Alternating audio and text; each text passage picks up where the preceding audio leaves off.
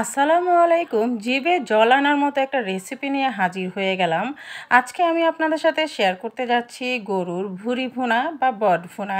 যে যেভাবেই পরিচিত হোক না কেন, যে নামে ডাকেন না কেন, খেতে কিন্তু ভীষণ মজা।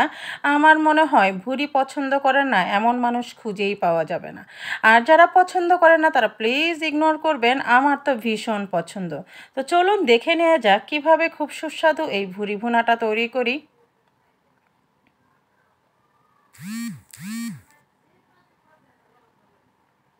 এখানে আমি গরুর ভুঁড়ি নিয়েছি মোটাটা, যেটা মোটা কিনতে পাওয়া যায়। আমি 3 কেজি পরিমাণ ভুঁড়ি কিনে নিয়ে ভালো করে গরম পানি দিয়ে ফুটিয়ে বেশ কয়েকবার গরম পানি দিয়ে ধুয়ে নিয়েছি। এরপরে ট্যাপের ঠান্ডা পানি দিয়ে ভালো করে পরিষ্কার করে ধুয়ে নিয়েছি। দেখতে পাচ্ছেন আমি কিন্তু শুধু মোটাগুলো নিয়েছি, আপনারা চাইলে কিন্তু মোটা চিকন সবগুলোই নিতে পারেন।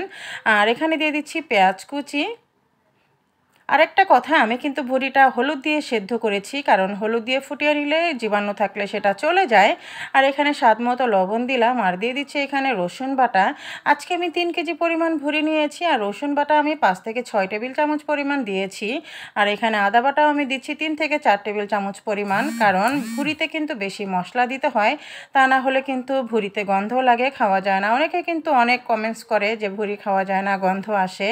তো ভুঁড়িতে একটু মশলাটা বেশি দিতে হয়, আর কয়েকবার গরম পানি দিয়ে ফুটিয়ে নিতে হয়, তাহলে আর গন্ধটা করে না। আমি এখানে হলুদের গুঁড়ো দিয়ে দিলাম 3 টেবিল চামচ পরিমাণ, লাল মরিচের গুঁড়ো দিয়েছি 3 টেবিল চামচ পরিমাণ, ধনিয়ার গুঁড়ো দিচ্ছি 3 টেবিল চামচ পরিমাণ, আর জিরা গুঁড়ো দিচ্ছি 3 টেবিল চামচ পরিমাণ।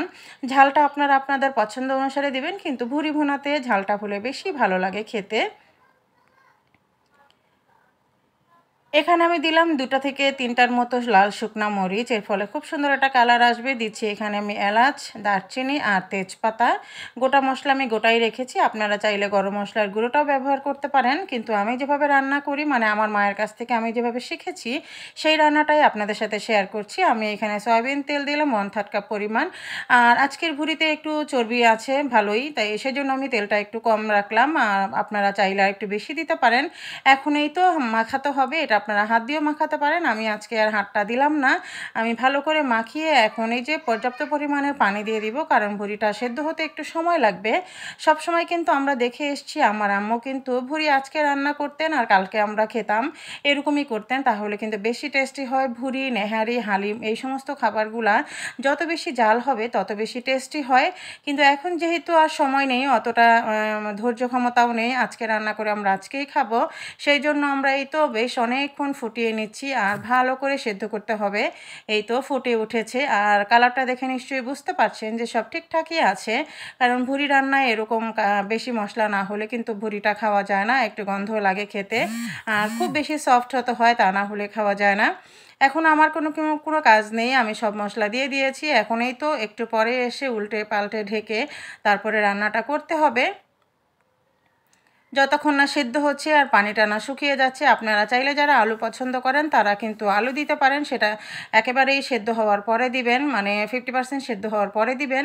আর আমি আজকে কোনো আলু দিব না, কারণ আমি ভুঁড়ি ভুনাতে আলুটা আমার কাছে ভালো লাগে না, আর ঝোল ঝোল টাইপের কিন্তু ভালো লাগে না খেতে। আমি সবসময় ভুঁড়ি একেবারেই ভাজা ভাজা করে ফেলি, মানে সব মশলা দিয়ে একবারেই ফ্রাই প্যানে দিয়ে মাখা মাখা হয়ে যাবে, নিচ থেকে খুব সুন্দর একটা অ্যারোমা বের হবে, ওই পর্যন্ত আমি ভাজতেই থাকি। আর এখানে যে গোটা মশলাগুলো আছে সেগুলো যতটা পারা যায় তুলে ফেলে দিলাম।